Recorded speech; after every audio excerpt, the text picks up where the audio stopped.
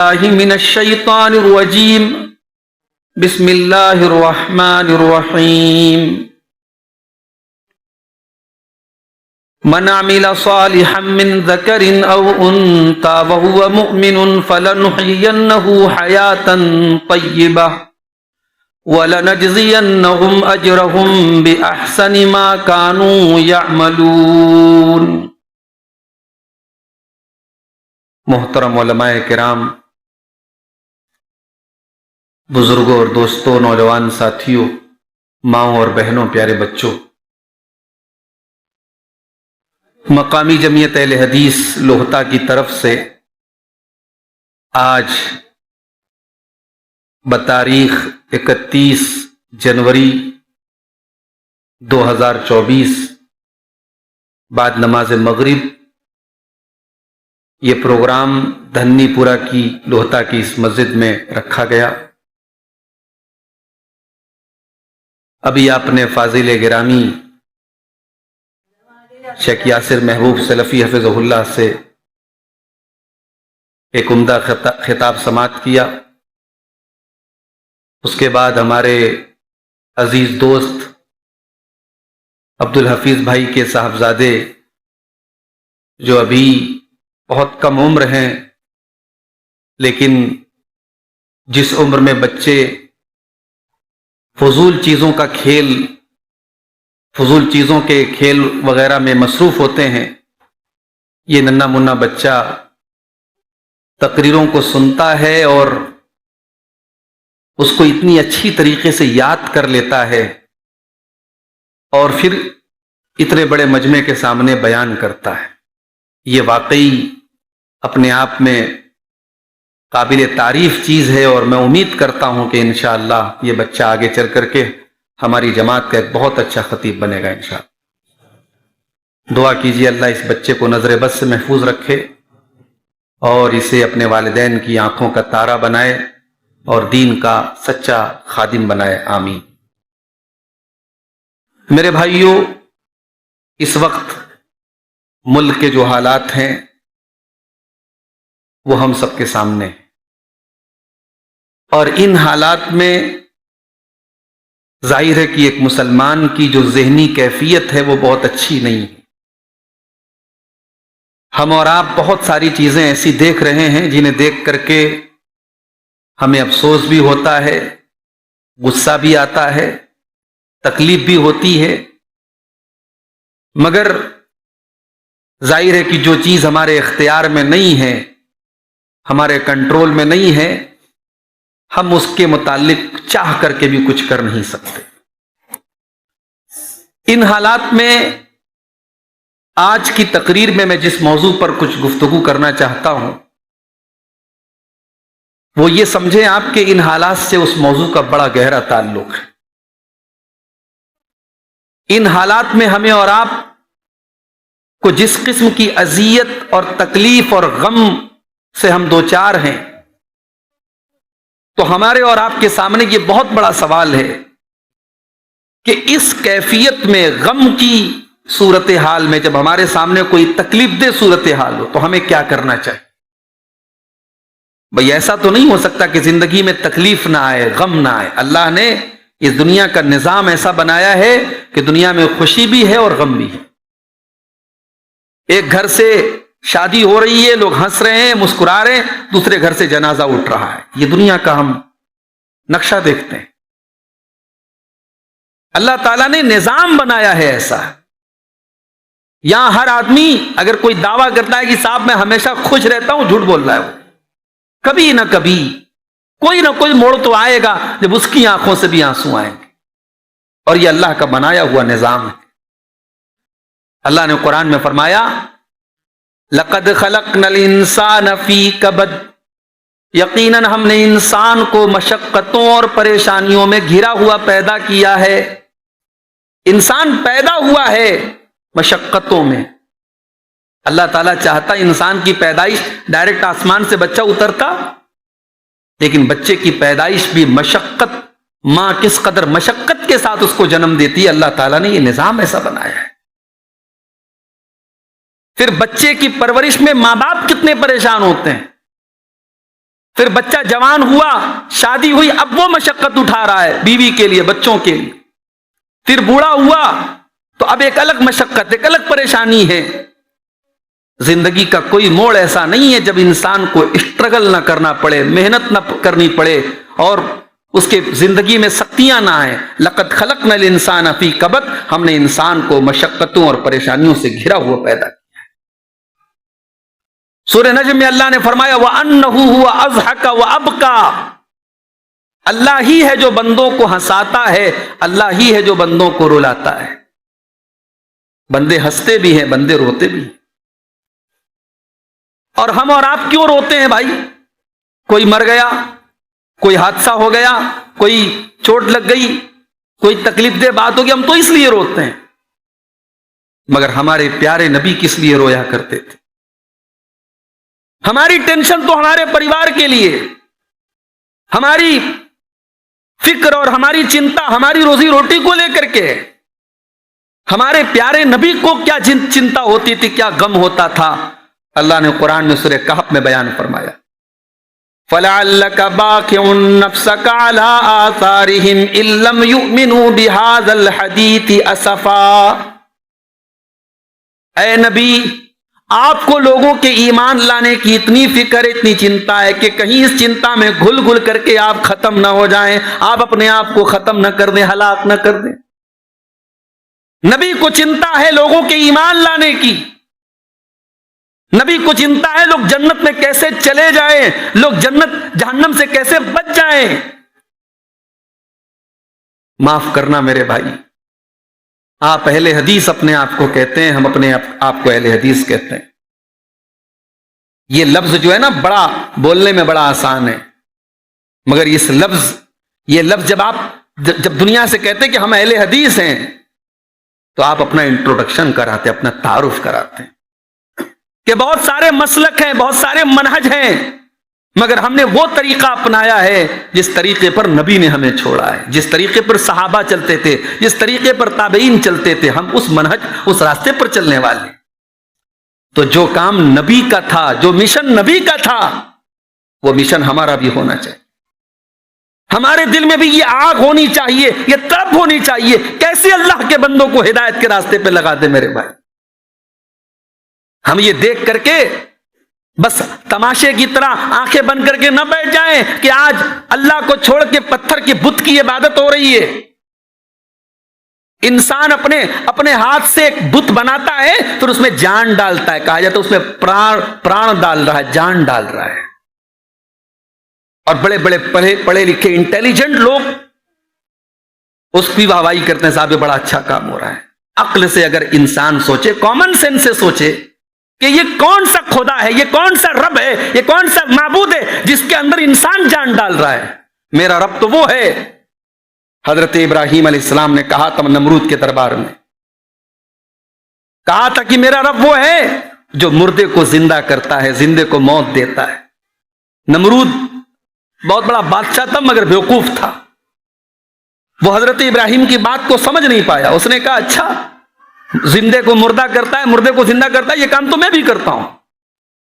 آج ہمارے سامنے پتھر کے بتوں کی عبادت ہو رہی ہے اور ہم صاحب اس کو دیکھ کر کے کچھ نہیں تو کم سے کم دل میں یہ تکلیف تو ہونی چاہیے کہ یار یہ غلط ہو رہا ہے. اگر کہیں آپ کے دل میں یہ تکلیف بھی نہیں ہے اور اس منکر اور اس برائی کو لے کر کے آپ کے دل میں کوئی فیلنگ نہیں ہے تو یہ ایمان کا آخری درجہ ہے میرے بھائی. آپ کا ایمان آخری سانسیں لے رہا ہے، آپ کے ایمان کی نبض جو ہے وہ ڈوب رہی ہے. شرک کو دیکھ کر کے تکلیف ہونی چاہیے. ہمارے نبی کو تکلیف ہوتی تھی، روتے تھے اللہ کے نبی. راتوں میں اللہ کے نبی رویا کرتے ہیں. آپ کی زبان پر ایک ہی کلمہ، ایک ہی لفظ ہے، اللہم امتی، اللہم امتی. اے اللہ میری امت کا کیا ہوگا، اے اللہ میری امت کا کیا ہوگا. ہم بے ایمانوں کے لیے رویا کرتے تھے اللہ کے نبی، ہم خطا کاروں کے لیے رویا کرتے تھے اللہ. اس نبی کے کتنے احسان ہیں ہمارے اوپر. وہ نبی رات میں ہمارے لیے رویا کرتے تھے. ہم اس نبی کے لیے کیا کر رہے ہیں؟ ہم تو اتنے بڑے بے ایمان ہیں، اتنے بڑے خود غرض ہیں کہ آج ہم سے ایک 5 ٹائم کی نماز جو نبی کی آنکھوں کی ٹھنڈک تھی، ہم سے وہ نماز، اس نماز کی پابندی بھی نہیں ہو رہی. ہم کیا افسوس کریں گے مسجدوں کے جانے کا؟ ہماری مسجدیں تو خود رو رہی ہیں. کتنی مسجدیں ہیں آج بیچارے چند بوڑھے ان کو آباد کیے ہوئے، ورنہ فجر کی نماز میں 5-6 لوگوں سے زیادہ وہاں لوگوں کی تعداد نظر نہیں آتی ہے. یہ ہماری مسجدوں کا حال ہے. ہمارے مسلم علاقوں، مسلم بیلٹ کی مسجدوں کا یہ حال ہے. ان مسجدوں کی تو بات چھوڑ دیجئے جو ایسے علاقے میں جہاں مسلمان رہتے ہی نہیں ہیں. میں لوہتا کی اور بنارس کی مسلم بستیوں کی بات کر رہا ہوں جہاں مسلمانوں کی اکثریت ہے. وہاں فجر کی نماز میں ایک سب پوری ہو جائے تو بڑے کمال کی بات ہے. تو نبی کو غم یہ تھا، نبی اپنی امت کے لیے رویا کرتے تھے. سوال یہ ہے کہ غم کا علاج کیا ہے، غم کو کیسے دور کیا جائے؟ تو پہلا جواب سن لیجئے کہ زندگی میں غم تو آئیں گے. اگر ہم یہ سوچتے ہیں کہ ایسی زندگی ہمیں مل جائے جہاں غم نہ ہو، جہاں ٹینشن نہ ہو، ایسی زندگی جنت میں ملے گی. جب جنتی جنت میں جائیں گے تو کیا کہیں گے؟ الحمدللہ الذی اذھب عنا الحزن ان ربنا لغفور شکور. جنتی کہیں گے ہمارا پروردگار بڑا مہربان ہے، اس نے جنت میں پہنچا دیا. اب جنت میں کوئی ٹینشن نہیں ہے، کوئی غم نہیں ہے. دنیا میں غم آئیں گے میرے بھائی. اب غم کا علاج کیا ہے؟ کیسے ہم غم کو خوشی میں تبدیل کریں، کیسے اپنی بے چینی کو سکون میں تبدیل کریں؟ اس پر میں چند پوائنٹ آپ کے سامنے رکھوں گا، اور جیسے ہی 8 بجے گا جو آپ کے یہاں اذان کا ٹائم ہے، انشاءاللہ میری تقریر مکمل ہو جائے گی. سب سے پہلی چیز، زندگی سے غم دور کرنا ہے، توحید کے اوپر آ جاؤ. جہاں شرک ہوگا، جہاں الگ الگ خداؤں کی عبادت ہوگی، وہاں سکھ نہیں آ سکتا، وہاں چین نہیں آ سکتا، وہاں امن نہیں آ سکتا میرے بھائی. سکھ اور چین تو وہاں آئے گا جہاں خوشی میں بھی ایک اللہ کو پکارا جا رہا ہے اور غم میں بھی ایک اللہ کو پکارا جا رہا ہے. جہاں کئی خداؤں کی عبادت ہو رہی ہو وہاں کبھی سکھ اور چین نہیں آ سکتا ہے. میرا اللہ قرآن میں کہتا ہے لو کان فیہما آلہۃ الا اللہ لفسدتا. اگر کائنات میں ایک اللہ کے سوا کئی معبود ہوتے، کئی رب ہوتے اور کائنات کو چلانے والے کئی خدا ہوتے تو کائنات تباہ ہو گئی ہوتی، دنیا برباد ہو گئی ہوتی. جب دنیا کا نظام کئی خداؤں کے ذریعے نہیں چل سکتا ہے میرے پیارے بھائیوں، جس انسان کی زندگی میں شرک آ جائے، جو انسان ایک اللہ کے در کو چھوڑ کے در در کا فقیر بن جائے، کبھی اس در پہ چلا جائے کبھی اس در پہ چلا جائے، اس انسان کی زندگی میں کبھی سکون نہیں آ سکتا. اور آج جا کے دیکھ لو میرے بھائیوں، ان قبروں اور مزاروں کی تصویر جا کے دیکھ لو.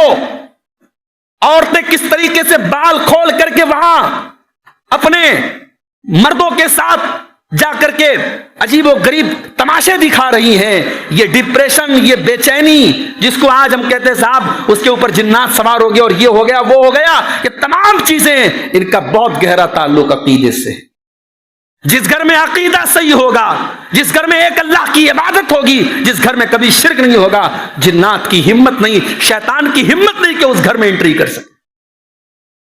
جو لوگ اپنے گھر کے دروازے اللہ کا نام لے کے بند کر دیں، میرے نبی فرماتے ہیں جس چیز کو اللہ کا نام لے کے بند کر دیا جائے شیطان کی اندر طاقت نہیں ہے، شیطان کی مجال نہیں اس کو کھول سکے. اسی لیے اللہ کے نبی نے تعلیم دی ہے رات میں جب سونے لگو تو جتنے برتن وغیرہ ہیں سب کو کور کر کے سویا کرو، دروازہ بسم اللہ پڑھ کے بند کیا کرو، چراغ کی بتی بسم اللہ پڑھ کے گل کیا کرو. جس چیز پر اللہ کا نام لے کے اس کو بند کر دیا جائے شیطان کھول نہیں سکتا ہے. اللہ کے نبی نے فرمایا جس گھر میں سورہ بقرہ پڑھی جائے شیطان اس گھر میں داخل نہیں ہو سکتا. آج اہل حدیثوں کے گھروں سے بھی اس طریقے کے واقعات آ رہے ہیں. لوگ کہتے ہیں مولوی صاحب ہمارے یہاں فلاں بچی ہے 20 سال کی، عجیب و غریب حرکتیں کر رہی ہے، بے ہوش ہو جاتی ہے، یہ ہو جاتا ہے وہ ہو جاتا ہے. اور جو علاج کرنے والے ہیں آج اتنا بڑا فتنہ بن چکا ہے، علاج کرنے کے نام پہ لوگوں کو ٹھگ رہے ہیں، 10-10 ہزار 20-20 ہزار روپئے لے کے جا رہے ہیں اور کوئی علاج بھی ڈھنگ کا نہیں کر پا رہے. یہ حالات ہیں. آپ پریکاشن کریں میرے بھائی. شوگر جس کو ڈر ہوتا ہے شوگر کی بیماری مجھے ہونے والی وہ پہلے سے میٹھا کھانا بند کر دیتا ہے. جس کو ڈر ہوتا ہے مجھے یہ بیماری ہونے والی ہے، کورونا کا دور تھا ہم ماسک لگا کے چلا کرتے تھے. آپ اپنا پریکاشن اور احتیاط کر کے چلیں، اپنے گھر میں قرآن کی تلاوت کرتے رہیں، اللہ کے اوپر اپنا عقیدہ مضبوط رکھیں، اللہ سے پناہ مانگتے رہیں۔ شیطان کی ہمت نہیں کہ آپ کے گھر میں انٹری کر سکے۔ اپنے عقیدے کو مضبوط کریں۔ توحید سب سے پہلی چیز ہے میرے بھائی، اگر زندگی سے غم کو دور کرنا ہے۔ فاقم وجہک للدین حنیفا فطرت اللہ التی فطر الناس علیہا لا تبدیل لخلق اللہ۔ اللہ فرماتا ہے میرے بندو، ہم نے تم کو توحید پر پیدا کیا ہے، اسی توحید پر تم قائم رہنا، یہی تمہاری فطرت کے اندر، تمہارے نیچر کے اندر ہم نے ڈال دیا ہے۔ جو انسان شرک کے راستے پر چلتا ہے وہ اپنی فطرت سے، اپنی نیچر سے ہٹ جاتا ہے۔ بچہ پیدا ہوتا ہے مسلمان پیدا ہوتا ہے، ماں کے پیٹ سے بچہ آتا ہے مسلمان پیدا ہوتا ہے، موحد پیدا ہوتا ہے، ماں باپ اسے مشرک بناتے ہیں۔ شرک سے بچو میرے بھائی، توحید اپنی زندگی میں لاؤ۔ جن کی زندگیوں میں توحید ہوگی ان کی زندگیوں میں سکھ اور چین ہوگا۔ الذین آمنوا ولم یلبسوا ایمانہم بظلم اولئک لہم الامن وہم مہتدون۔ جو ایمان والے ہیں اور جو شرک سے بچنے والے ہیں ان کے لیے امن اور چین ہے، دنیا میں بھی اور آخرت میں بھی۔ یہ پہلی چیز ہوگی۔ دوسری چیز، اگر زندگی سے غم کو ختم کرنا ہے، تکلیفوں کو ختم کرنا ہے، پریشانیوں کو ختم کرنا ہے، تقویٰ کا راستہ اپنا لو میرے بھائی۔ تقویٰ کس کو کہتے ہیں؟ تقویٰ کا سیدھا سیدھا مطلب یہ ہے، اللہ کی نافرمانی سے اپنے آپ کو بچاؤ، گناہوں سے اپنے آپ کو بچاؤ، اللہ کی نافرمانی سے اپنے آپ کو بچاؤ۔ کیوں؟ کیونکہ حضرت علی کہا کرتے تھے کہ ما نزل بلاء الا بذنب وما رفع الا بالتوبہ۔ جب بھی انسان گناہ کرتا ہے کوئی نہ کوئی بلا اترتی ہے۔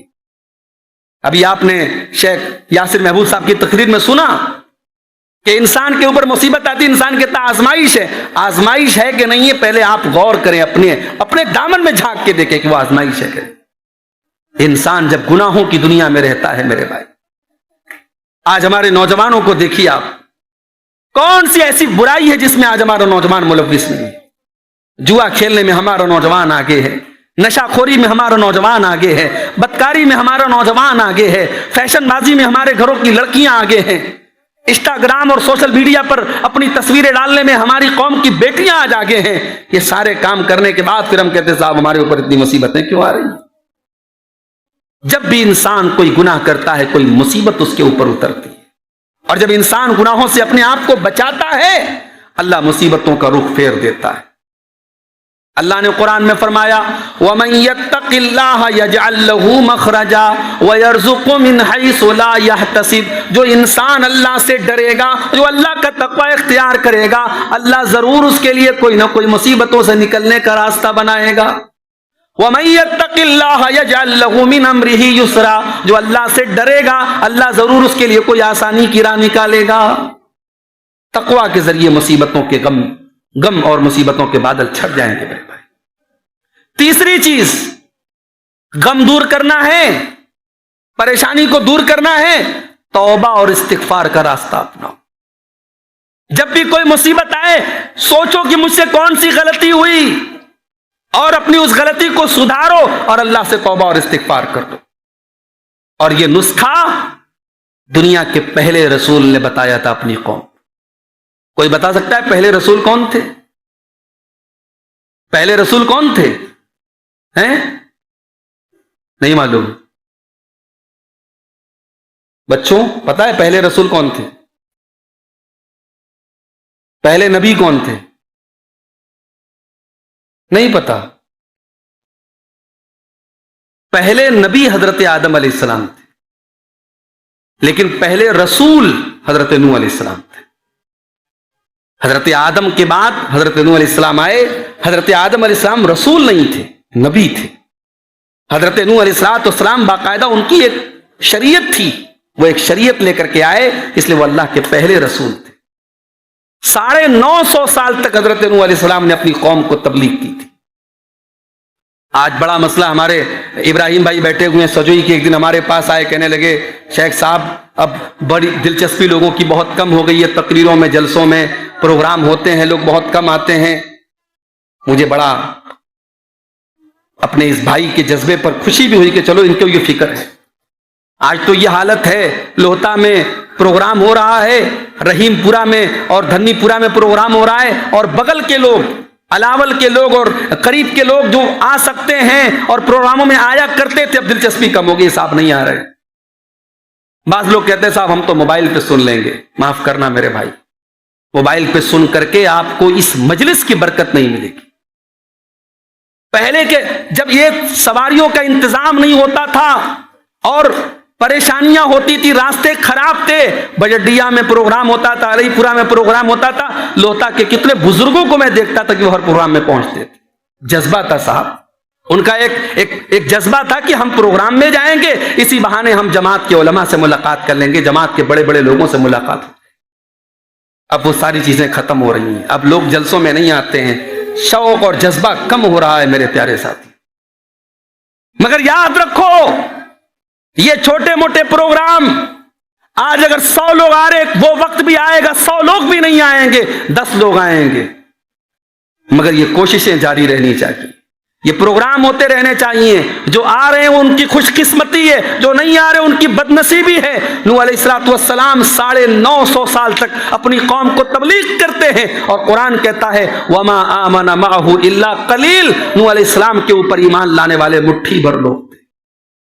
950 سال تک تبلیغ کرنے والے رسول کے اوپر مٹھی بھر لوگ ایمان لائے، اکثریت نے ان کی بات نہیں مانی. تو کیا حضرت نوح علیہ السلام بیکار ہو گئے؟ نعوذ باللہ. کیا ان کی تبلیغ بیکار ہو گئی؟ ان کی محنت بیکار ہو گئی؟ نہیں، ان کو ان کی محنت کا ثواب ملے گا، اور جن لوگوں نے ان کی بات نہیں مانی ہے وہ پچھتائیں گے کر قیامت کے دن. میرے پیارے ساتھیوں، دین کی بات اگر آپ کے علاقے میں ہو رہی ہے، علماء آپ کے گھروں تک چل کے آ رہے ہیں، اس کو بہترین موقع جانا کریں. حضرت نوح علیہ السلام اپنی قوم سے کہتے ہیں فَقُلْتُ اسْتَغْفِرُوا رَبَّكُمْ إِنَّهُ كَانَ غَفَّارًا يُرْسِلِ السَّمَاءَ عَلَيْكُمْ مِدْرَارًا.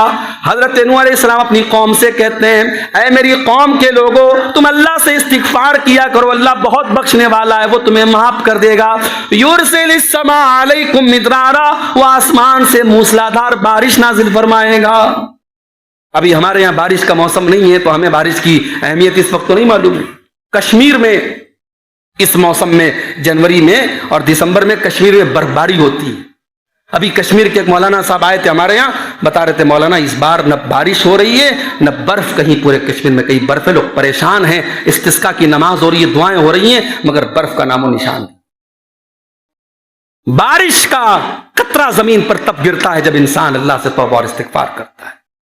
وَيُمْدِدْكُمْ بِأَمْوَالٍ وَبَنِينَ، اللہ تمہارے مال میں برکت عطا فرمائے گا، اللہ تمہیں اولاد عطا فرمائے گا. وَيَجْعَلْ لَكُمْ جَنَّاتٍ وَيَجْعَلْ لَكُمْ أَنْهَارًا، اللہ تمہیں باغات عطا فرمائے گا، تمہیں نہریں عطا فرمائے گا. بس ایک شرط ہے، تم توبہ کیا کرو، تم استغفار کیا کرو. اسی طریقے سے اگر غم کو دور کرنا ہے، اللہ کا کثرت سے ذکر کیا کرو میرے بھائی. انسان کو جس سے محبت ہوتی ہے اس کا نام اکثر لیتا ہے. اگر آپ کے دل میں اللہ کی محبت ہے، اٹھتے بیٹھتے چلتے پھرتے اللہ کا ذکر آپ کی زبان پر ہونا چاہیے. کوئی اچھی چیز آپ نے دیکھ لی سبحان اللہ، کوئی افسوسناک بات آپ کے سامنے آ گئی انا للہ و انا الیہ راجعون آپ نے پڑھا، کوئی عجیب منظر آپ نے دیکھا اللہ اکبر آپ کی زبان سے نکل گیا، آپ کو کوئی نعمت مل گئی آپ نے الحمدللہ کہہ دیا. آپ اٹھتے بیٹھتے چلتے پھرتے اللہ کا نام لے رہے ہیں، اللہ کا ذکر کر رہے ہیں، یہ اللہ سے محبت کی دلیل ہے میرے بھائی. اللہ قرآن میں کہتا ہے فَاذْكُرُونِي أَذْكُرْكُمْ، میرے بندو مجھے یاد کرو میں تمہیں یاد کروں گا. اور حدیث قدسی میں اللہ کے نبی فرماتے کہ اللہ تعالیٰ کہتا ہے کہ انا عند ظن عبدی بی، میں اپنے بندے کے گمان کے مطابق ہو جاتا ہوں. بندہ جیسا میرے بارے میں سوچتا ہے میں ویسا ہو جاتا ہوں. اگر بندہ اپنے دل میں مجھے یاد کرتا ہے، اللہ کہتا میں بھی اپنے نفس میں اس کو یاد کرتا ہوں. اگر بندہ 4 لوگوں کے سامنے مجھے یاد کرتا ہے، اللہ کہتا میں اس سے بہترین مجلس میں، فرشتوں کی مجلس میں اس کو یاد کرتا ہوں. اگر بندہ ایک بتا میرے قریب آتا ہے میں 1 ہاتھ اس کے قریب آتا ہوں. اگر بندہ چل کے میرے پاس آتا ہے میں دوڑ کے اس کے پاس آتا ہوں. اللہ کا ذکر کیا کرو میرے بھائی. ایک مومن کے لیے بہت بڑا احساس ہے جب مومن کسی مصیبت میں گھر جائے، اس کے دل میں اگر یہ تصور اور یہ عقیدہ موجود ہے میرا رب میرے ساتھ ہے، میرا اللہ میرے ساتھ ہے. اللہ وہ ہے میرے بھائی جو ناممکن کو ممکن بنا دے گا. یاد کرو اپنے نبی کا کی سیرت کا وہ منظر جب غار سور میں اللہ کے نبی حضرت ابو بکر صدیق کے ساتھ تھے اور دشمن بالکل غار سور کے دہانے پر پہنچ چکا تھا، اور ابو بکر صدیق ڈر کے مارے حضرت اللہ کے پیارے نبی سے کہہ رہے تھے، اللہ کے نبی اگر ذرا سا انہوں نے نیچے دیکھ لیا تو ہم پکڑ لیے جائیں گے۔ قرآن کریم میں اللہ نے اس واقعے کو بیان کیا، فرمایا الا تنصروه فقد نصره اللہ اذ اخرجه الذين كفروا ثاني اثنين اذ هما في الغار۔ او لوگو، اگر آج تم میرے نبی کی مدد نہیں کرو گے تو ہم نے تو اپنے نبی کی مدد غار سور میں بھی کی تھی، جب میرا نبی اپنے ساتھی ابو بکر سے کہہ رہا تھا اذ یقول لصاحبہ لا تحزن ان اللہ معنا، جب ابو بکر سے اللہ کے نبی کہہ رہے تھے، اپنے دوست سے کہہ رہے تھے، اے ابو بکر گھبراؤ نہیں، اے ابو بکر ٹینشن نہ لو، اے ابو بکر غم نہ کرو، اللہ ہمارے ساتھ ہے، اللہ ہمارے ساتھ ہے۔ یہ احساس اگر آپ کے دل میں ہے کہ اللہ ہمارے ساتھ ہے، میرے بھائی حالات سے مت گھبراؤ، اس سے برے حالات بھی ہماری تاریخ میں آئے۔ ابھی الحمدللہ ہماری سینکڑوں نہیں ہزاروں مسجدیں موجود ہیں، اللہ کی بارگاہ میں سجدہ کرنے کے ہمارے پاس بہت سارے موقع ہیں۔ تاریخ نے وہ دور بھی دیکھا ہے جب مسلمان کے لیے سجدہ کرنا دوبر کر دیا گیا تھا۔ مسلمان چھوڑ دو، ہمارے نبی کے لیے مکہ کی سرزمین پر سجدہ کرنا مشکل کر دیا گیا تھا۔ آپ سجدہ کرتے تھے، کوئی آ کر کے آپ کے گلے میں چادر ڈال کے آپ کا گلا گھونٹنے کی کوشش کرتا تھا، کوئی آپ کے اوپر اونٹنی کی بچہ دانی لا کے ڈال دیتا تھا، اور قرآن کہتا ہے ارأیت الذی ینہا عبدا اذا صلی، ذرا دیکھو اس بدبخت کو جو میرے بندے کو، میرے نبی کو نماز پڑھنے سے روک رہا ہے، میرے نبی کو نماز پڑھنے تک سے روکا گیا۔ ہماری تاریخ میں اس سے بھی برے دور آئے ہیں، ہمیں اللہ کی رحمت سے کبھی مایوس نہیں ہونا ہے۔ ایک دور تھا جب تاتاری اسلامی تاریخ میں مسلمانوں کے بڑے کٹر دشمن بن کے ابھرے تھے، اور بغداد میں انہوں نے اینٹ سے اینٹ بجا دی تھی، دریائے دجلہ کا پانی مسلمانوں کے خون سے لال ہو گیا تھا، مسلمانوں کی لائبریریوں کو جلا دیا گیا، اس کی کتابوں کو ایسا دریا میں ڈالا گیا، دریا کا پانی کالا ہو گیا تھا۔ وہ دور بھی تاریخ نے دیکھا تھا، مگر علامہ اقبال کہتے ہیں ہے آیا فتنے تاتار کے افسانے سے، پاسباں مل گئے کعبے کو صنم کھانے سے۔ انہی تاتاریوں کو اللہ نے اسلام کی دولت عطا فرمائی، اور انہی تاتاریوں نے پھر سلطنت عثمانیہ ان کے ذریعے وجود میں آئی، اور بہترین حکمراں امت کو ملے، اور امت کو جو ہے وہ ایک طریقے سے بہترین قیادت کرنے والے لوگ ملے۔ میرے بھائی، اللہ اگر چاہے تو بت پرستوں کو اپنے کھانے کعبہ کا پاسبان بنا دے گا۔ ہمیں اللہ کی رحمت سے مایوس نہیں ہونا ہے۔ موسیٰ علیہ السلام جا رہے ہیں بنی اسرائیل کو لے کر کے، پیچھے فرعون کا لشکر ہے، سامنے دریائے قلزم ہے، اور موسیٰ علیہ السلام کے ساتھی کہتے ہیں کہ اے موسیٰ، یہ کہاں آپ نے لا کے کھڑا کر دیا، اِنَّا لَمُدْرَكُونَ، اب تو ہم پکڑ لیے جائیں گے، اب تو گرفتار ہو جائیں گے۔ حضرت موسیٰ بڑے اطمینان سے کہتے ہیں کَلَّا إِنَّ مَعِيَ رَبِّي سَيَهْدِينِ، ہرگز نہیں، میرا رب میرے ساتھ ہے، میرا اللہ میرے ساتھ ہے، میرا اللہ ضرور کوئی نہ کوئی راستہ نکالے گا۔ ابھی موسیٰ علیہ السلام کی زبان سے جملہ نکلا، قرآن کہتا ہے فَأَوْحَيْنَا إِلَى مُوسَىٰ أَنِ اضْرِب بِّعَصَاكَ الْبَحْرَ فَانْفَجَرَ فَكَانَ كُلُّ فِرْقٍ كَالطَّوْدِ الْعَظِيمِ۔ حضرت موسیٰ کو اللہ نے حکم دیا، اے موسیٰ اپنی لاٹھی کو تم پانی کے اوپر مار دو۔ موسیٰ علیہ السلام نے پانی کے اوپر اپنی لاٹھی کو مارا، دونوں طرف سے پانی پہاڑوں کی طرح تھم گیا، رک گیا، اور بیچ میں راستہ بن گیا۔ آپ نے پانی کے اوپر برج دیکھا ہوگا، بمبئی وغیرہ میں بہت بڑا برج ہے، اس کو بولتے ہی ہیں سی لنک، سمندر کے اوپر کا راستہ۔ آج سمندروں کے اوپر بڑے بڑے برج بنتے ہیں، مگر یہاں سمندر کے بیچ میں اللہ نے موسیٰ علیہ السلام کے لیے راستہ بنایا۔ تو اللہ کے لیے کچھ ناممکن نہیں ہے میرے بھائی، اس لیے ہمیں اور آپ کو یہ بات یاد رکھنی چاہیے کہ اللہ کو ہمیں بھولنا نہیں، اللہ کا ذکر کرتے رہنا، اللہ کو یاد کرتے رہنا۔ اسی طریقے سے اگر زندگی سے غم دور کرنا ہے، نماز کو اپنی زندگی کا معمول بنا لو میرے بھائی۔ وَاسْتَعِينُوا بِالصَّبْرِ وَالصَّلَاةِ، صبر اور نماز کے ذریعے اللہ کی مدد طلب کرو۔ حضرت حذیفہ کہتے ہیں کہ اللہ کے نبی جب ٹینشن میں ہوتے تھے نماز پڑھتے تھے۔ آج اتنی بڑی مصیبت کی گھڑی ہے ہماری پوری قوم کے لیے، میں پوچھتا ہوں کیا نمازیوں کی تعداد میں کوئی اضافہ ہوا؟ کیا ہماری مسجدوں میں نمازیوں کی تعداد بڑی؟ نہیں. جو بے نمازی تھا آج بھی بے نمازی ہے، جو شرابی تھا آج بھی شرابی ہے، جو بدکار تھا آج بھی بدکار ہے، جو عیاش تھا آج بھی عیاش ہے، جو حرام خور تھا وہ آج بھی حرام خور ہے. ہماری دلوں کی دنیا پہ کوئی فرق نہیں آیا. اس کا مطلب کہ ہم بڑے کٹھور ہو چکے ہیں، پتھر دل ہو چکے ہیں میرے پیارے بھائیوں. اتنی مشکل گھڑیوں میں بھی آج ہمارے ایمان اور ہمارے یقین میں کوئی بڑھوتری نہیں ہو رہی. نماز سے اپنا تعلق مضبوط کرو میرے بھائی. اسی طریقے سے غم دور کرنے کا ایک طریقہ یہ بھی بتایا گیا کہ اللہ کے پیارے نبی پر کثرت سے درود پڑھو. میں مانتا ہوں ہمارے بہت سارے اہل حدیث بھائی نبی پر درود پڑھتے ہیں، مگر اور آل اگر دیکھا جائے ہمارا ایک مسلمانوں کا ایک فرقہ وہ ہے جس نے درود و سلام کے متعلق بہت ساری بدعات نکال دی. اذان کے پہلے درود پڑھا جا رہا ہے اور ایسے موقعوں پر درود پڑھا جا رہا ہے جہاں پڑھنے کا ثبوت نہیں ہے. لیکن ہم نے کیا کیا؟ الٹا ہم کنجوس ہو گئے اس معاملے میں، جبکہ ہونا کیا چاہیے تھا؟ ہم اہل حدیث ہیں، ہمارا سب سے بڑھ کر کے اس معاملے میں ہمارا قدم آگے ہونا چاہیے تھا. ہمارا تو اس حدیث پر عمل ہونا چاہیے. اللہ کے پیارے نبی نے فرمایا کہ وہ انسان جو میرے اوپر ایک مرتبہ درود پڑھتا ہے اللہ 10 رحمتیں اس کے اوپر نازل کرتا ہے. اور آپ نے فرمایا بخیل ہے وہ انسان جس کے سامنے میرا نام لیا جائے اور وہ میرے اوپر درود نہ پڑے. حضرت ابی بن کعب نے ایک مرتبہ اللہ کے نبی سے پوچھا، اے اللہ کے نبی میں آپ پر بہت درود پڑھتا ہوں، مجھے آپ بتائیے میں کتنا ٹائم آپ کے اوپر درود پڑھا کروں. حضرت ابی بن کعب ایک دعا کرتے تھے، آدھا گھنٹہ 1 گھنٹہ بیٹھ کے دعا کیا کرتے تھے. تو انہوں نے کہا کہ میں جو اتنی دیر میں دعا کرتا رہتا ہوں اس کا کتنا حصہ میں آپ کے اوپر درود پڑھتا رہوں؟ اللہ کے نبی نے کہا تمہاری مرضی. انہوں نے کہا کہ اگر میں اپنی اس دعا کا 1/4 حصہ آپ کے لیے درود کے لیے الگ کر دوں تو کیا حرج ہے؟ اللہ کے نبی نے فرمایا کہ اگر کچھ بڑھا لو تو بہتر رہے گا. انہوں نے کہا اگر آدھا حصہ میں آپ پر درود پڑھوں، اپنی دعا کا آدھا حصہ آپ کے لیے درود پڑھنے کے لیے خاص کر دوں. اللہ کے نبی نے کہا کچھ بڑھا لو تو اور اچھا ہے. انہوں نے کہا 2/3 کر دوں. آپ نے کہا کچھ اور بڑھا لو تو اور اچھا ہے. کہا اے اللہ کے نبی پھر میں ایک کام کرتا ہوں، جو میں نے اپنی دعا کا ٹائم الگ سے نکالا ہے اس پورے ٹائم میں صرف آپ کے اوپر درود پڑھوں گا. اللہ کے پیارے نبی نے فرمایا، ترمذی کی صحیح روایت ہے، اذن تکفا ہمکا ویغفر لک ذنبک. اے ابی بن کعب اگر ایسا کرو گے تمہارے سارے غم دور ہو جائیں گے اور تمہارے گناہ اللہ تعالیٰ معاف کر دے گا. درود شریف پڑھنے سے بھی ہمارے غموں کے بادل چھٹ جاتے ہیں میرے بھائی. اسی طریقے سے تقدیر پر ایمان، یہ بھی ہمارے غم کو دور کرنے کا بہت بڑا نسخہ ہے میرے بھائی. ایک مومن کو پتا ہے اللہ کی تقدیر کے مطابق کائنات میں سب کچھ ہو رہا ہے.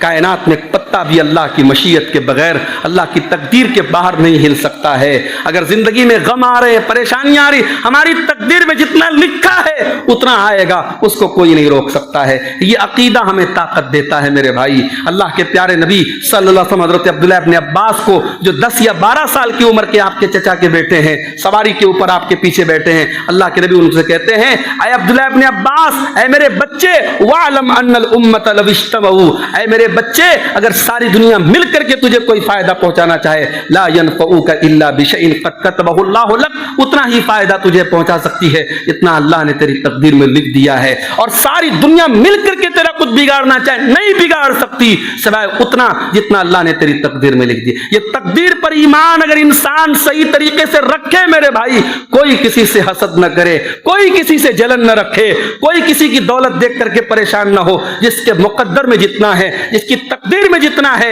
اس سے زیادہ اس سے کم اسے ملنے والا نہیں ہے، اس سے زیادہ اسے ملنے والا نہیں ہے. میری تقدیر میں جو لکھا ہے اس سے اس کو کوئی روک نہیں سکتا ہے. یہ عقیدہ میرے بھائی بہت ساری ٹینشن اور غم سے ہمیں بچاتا ہے. اسی طریقے سے غم سے بچانے کا ایک اور فارمولہ ہے، موت کو یاد کیا کرو.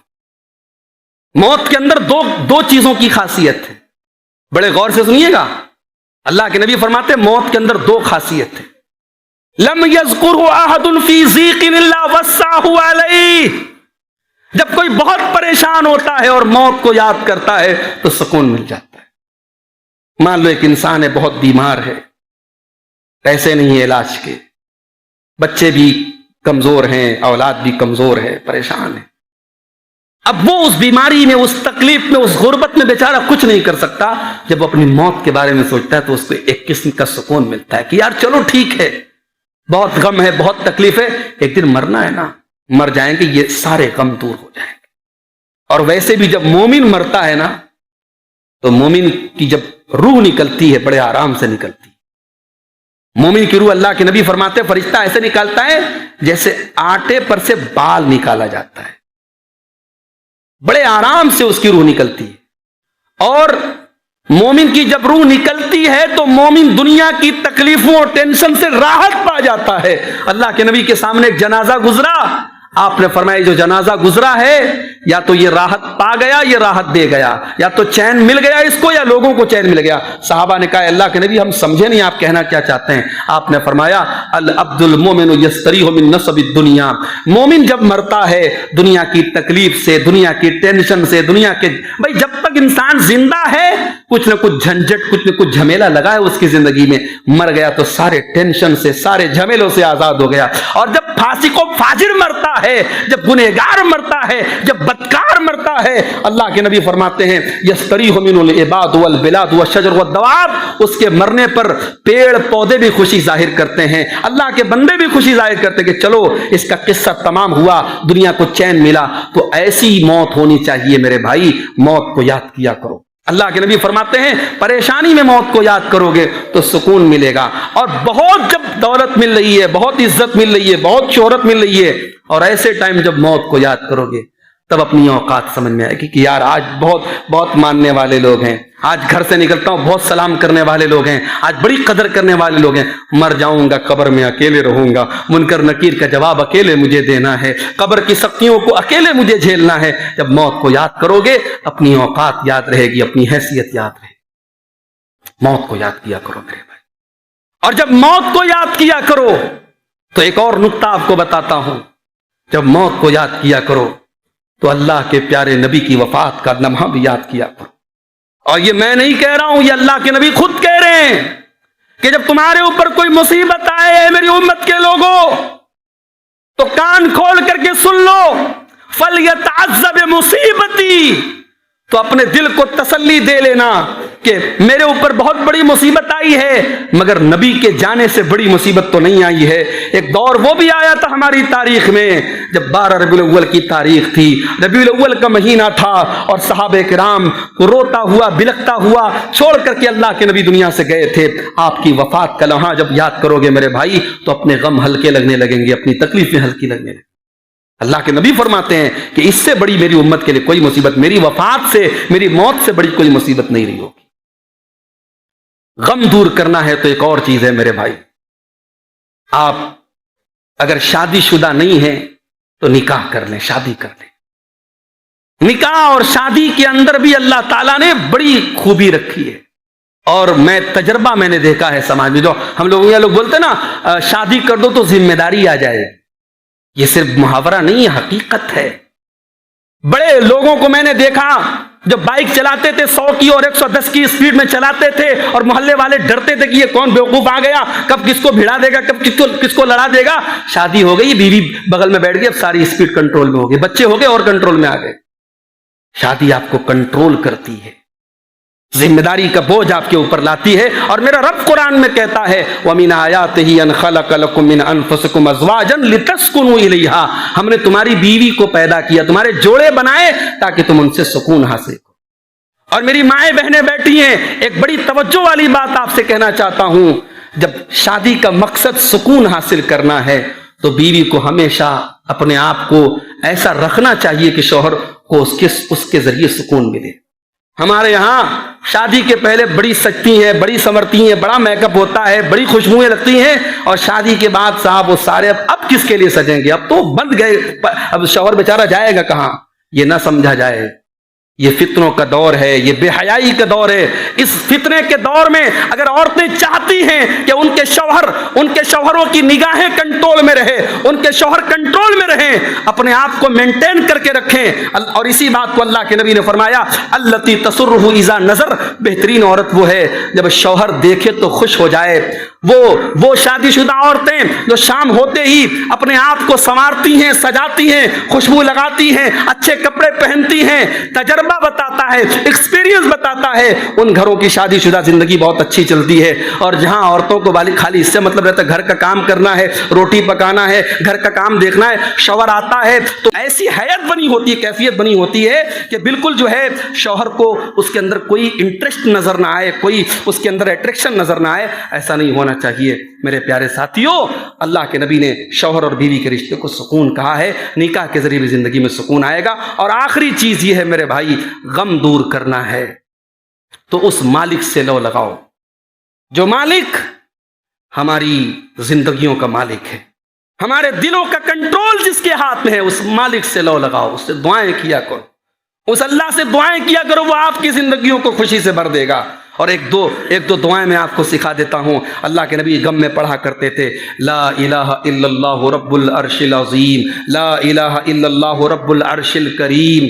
یہ دعائیں اللہ کے نبی مصیبت میں پڑھا کرتے تھے۔ لا الہ الا انت سبحانک انی کنت من الظالمین، یہ دعا جو حضرت یونس علیہ السلام نے مچھلی کے پیٹ میں مانگی تھی، جب دنیا کا کوئی نیٹ ورک نہیں پہنچ سکتا تھا، اللہ نے وہاں یونس کی دعا سنی تھی۔ اور اللہ کے نبی فرماتے کہ آج بھی جب کوئی مصیبت میں اس دعا کو پڑھے گا، اللہ ضرور اس کی مصیبت کو دور کرے گا۔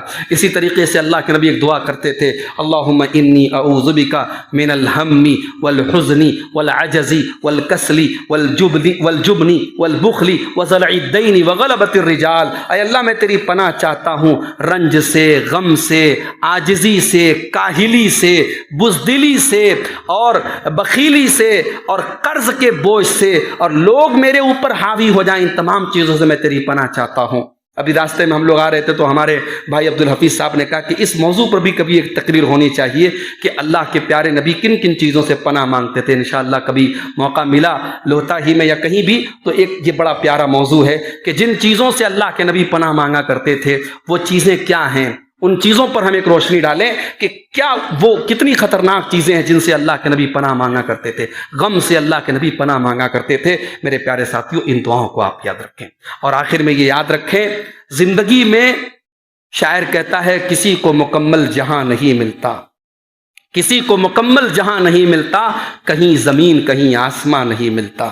اگر آپ چاہتے ہیں کہ آپ کو زندگی میں سب کچھ مل جائے، یہ پاسبل نہیں ہے۔ جن کے بارے میں آپ کو لگتا ہے ان کو سب کچھ مل گیا، ان کی بھی زندگیوں میں بہت سارے کھانے خالی ہیں میرے بھائی۔ فرعون اتنا بڑا بادشاہ تھا، اولاد نہیں تھی اس کے پاس، اولاد نہیں تھی، اپنے آپ کو خدا کہتا تھا، لیکن اتنی اوقات نہیں تھی کہ اپنی بیوی کو بچہ لا کے دے سکے۔